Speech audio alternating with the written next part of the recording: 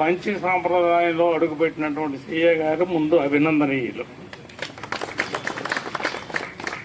తర్వాత ఎప్పటికప్పుడు మా ప్రెస్కు సంబంధించి ఎలక్ట్రానిక్ మీడియాకు సంబంధించి మంచి ఇన్ఫర్మేషన్ సకాలంలో అందిస్తున్నందుకు మళ్ళీ మేము మరోసారి అభినందనలు చెప్పి, ఇప్పుడు కూడా పబ్లిక్ ఎక్కువ ఆలోచిస్తారు. మనం కష్టపడతాం, కానీ వాళ్ళకున్న స్వభావాన్ని బట్టి, పార్టీలు బట్టి వాళ్ళు వేరే విధంగా తీసుకుంటుంటారు. కానీ ఎప్పుడూ లేని విధంగా ఈ యొక్క వాతావరణంలో మీరు పెట్టినందుకు చాలా ఆనందంగా ఉంది సార్. ఎందుకంటే మా దాడి చెప్పినట్లుగా బదిలీలపై వెళ్ళేటప్పుడు ఎప్పుడు సమావేశాలు తప్ప ఈ రకమైన వాతావరణం ఎప్పుడు లేదు. కానీ తమరు పెట్టారు. కానీ ఎప్పుడు కూడా ఒక మీడియాకి, పోలీసు వారికి ఎప్పుడు కూడా ఒక ఫ్రెండ్లీ పోలీస్ అనేది ఉండాలి. అది మాత్రం మీరు ఒక చిరునవ్వుతో అది మాత్రం మాకు ఎప్పుడు కూడా అందిస్తారు. నిజంగా ఎప్పుడు మీ ముఖంలో సీరియస్నెస్ కూడా చూడలేదు సార్. అదేవిధంగా ఎస్సీలు కూడా ఆ రకంగా ఉన్నారు. అంటే ఎలక్షన్లో టాపిక్ కాకపోయినా మొన్న పిల్లలది ఇష్యూ జరిగింది, బస్సు యాక్సిడెంట్ అనకూడదు, కానీ ఆ ట్రాఫిక్ జామ్ అయితే మాత్రం చాలా విపరీతంగా ఉంది.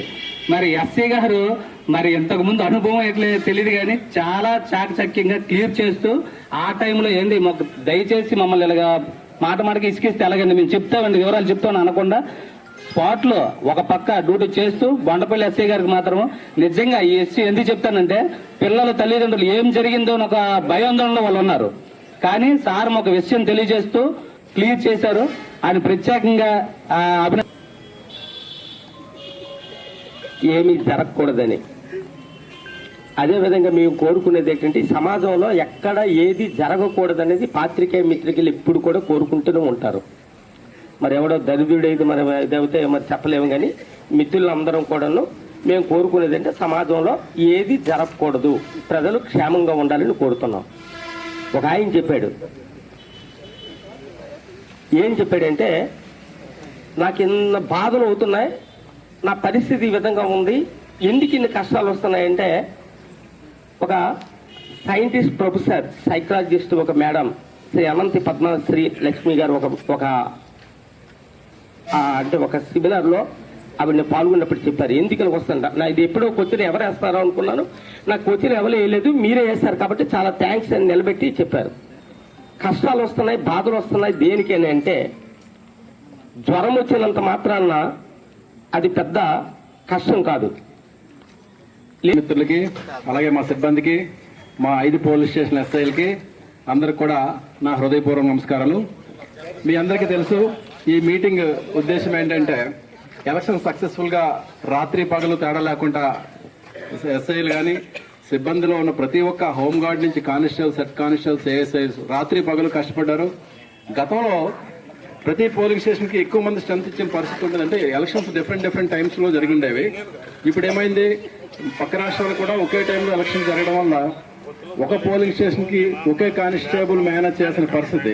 జనకు ఒక ల్యాండ్ ఆర్డర్ ప్రాబ్లం వచ్చిందంటే ఆ ప్రాబ్లం ని పాసిఫై చేయాలంటే ఒక కానిస్టేబుల్ చాలా కష్టపడాల్సిన పరిస్థితి.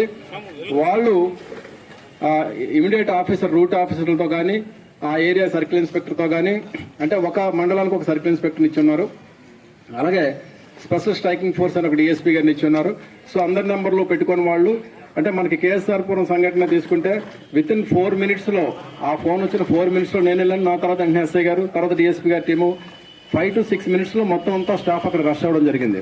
అంటే ఆ విధమైన కమ్యూనికేషన్ కానిస్టేబుల్స్ లెవెల్లో కానీ హోంగార్డ్స్ లెవెల్లో కానీ చాలా చక్కగా మా సిబ్బంది అందరూ చాలా కష్టపడి రాత్రి పగలు ప్రతిరోజు స్కీమ్గా ఇంతమంది వస్తారు, మీరు స్కీమ్ రెడీ చేయండి. సో మళ్ళీ నైట్ కూర్చొని స్టాఫ్ అంతా ఈ స్కీమ్ ప్రకారం ఇవ్వడం, మళ్ళీ రేపుకి ఇంకొక ఎక్స్ట్రా రావచ్చు, 10 మంది ఎక్స్ట్రా రావచ్చు, మళ్ళీ స్కీమ్.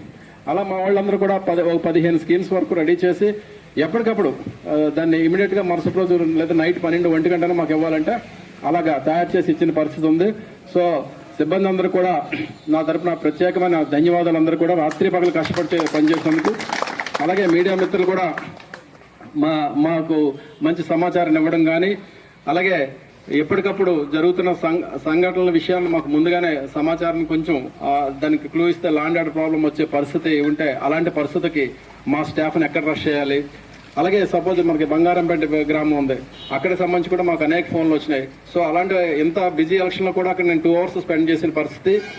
ఉంది. ఎందుకంటే అక్కడ నువ్వా నేనా అని చెప్పి అనుకునే పరిస్థితి అలా కనిపించింది అక్కడ వాతావరణం. సో అక్కడ ఉంటే సేఫ్ అని చెప్పి అక్కడి నుంచి అంటే ప్రతి 5 నిమిషాలకు 10 నిమిషాల ఫోన్లు వస్తే మేము అలాగా కష్టపడి తిరగం. అంటే ఆ తిరిగిన దానికి ఫలితం మనకి చిన్న చితక ఇప్పుడు కేఎస్ఆర్ పురం అంటే అది అనుకోకుండా ఊహించిన సంఘటన. అలా కాకుండా 2 పార్టీలు కొట్టుకునే పరిస్థితి మన సర్కిల్ పరిధిలో ఎక్కడా కూడా ఎటువంటి కేసు నమోదు కాలేదు. సో ఇది మన ఏరియా ప్రజల తలక శాంతికి అలాగే మనందరి కృషికి ఇది నిదర్శనంగా నేను చెప్పి నేను భావిస్తున్నాను. సో ఇలాగే పిలిచిన వెంటనే అలాగే తర్వాత గతంలో నేను స్టార్టింగ్ వచ్చినప్పుడు సార్ మీడియా మిత్రులు ఒకసారి కూడా అందరం కలిసి మనం ఎప్పుడు కలవలేదని చెప్పి మనలో ఒక సోదరుడు చెప్పాడు. అది కూడా నాకు గుర్తుంది. అలాగే మహేష్ ఎస్ఐ గారు కూడా ఇనిషియేషన్ బాగా చేశారు. అంటే యాక్చువల్గా వాళ్ళు సండే మండలంలో మండల తరపున పెడదాం అనుకున్నారు. అయితే మనం వెన్స్డే పెడుతున్నాం అని చెప్పేసి అది మరి పోస్ట్ పోన్ చేశారు లేదా క్యాన్సిల్ చేశారు. సో ఈ మీటింగ్కి పిలిచిన వెంటనే మీరందరూ కూడా అసలు ఎక్కడ మ్యాక్సిమం నాకు తెలిసి మెజారిటీ వచ్చారని నేను భావిస్తున్నాను. అందరూ వచ్చేసి ఈ మీటింగ్కి ఇంత సక్సెస్కి మీరు కారణమయ్యారు. అలాగే మా సమాచార సేకరణ విభాగం కానీ అలాగే స్టేట్ విభాగం కానీ జిల్లా విభాగం కానీ మాకు చాలా కోఆపరేట్ చేసి మాకు శాంతి భద్రతల విషయమై ప్రత్యేకమైన సమాచారం ఎప్పటికప్పుడు వాళ్ళ ద్వారా కూడా తెలుసుకొని ఈ గజపతినగరంలో ఒక సక్సెస్ఫుల్ పోలీస్ టీం ఉందని చెప్పేసి మేము ప్రూవ్ చేసుకునే విధంగా ఈ అందరి సహకారంతో మాత్రమే సాధ్యమైంది. సో మరొకసారి మీ అందరూ కూడా శుభాకాంక్షలు కృతజ్ఞతలు అన్ని తెలియజేస్తూ మీరందరూ కూడా డిన్నర్లో పార్టిసిపేట్ చేయవలసిందిగా కోరుతున్నాను.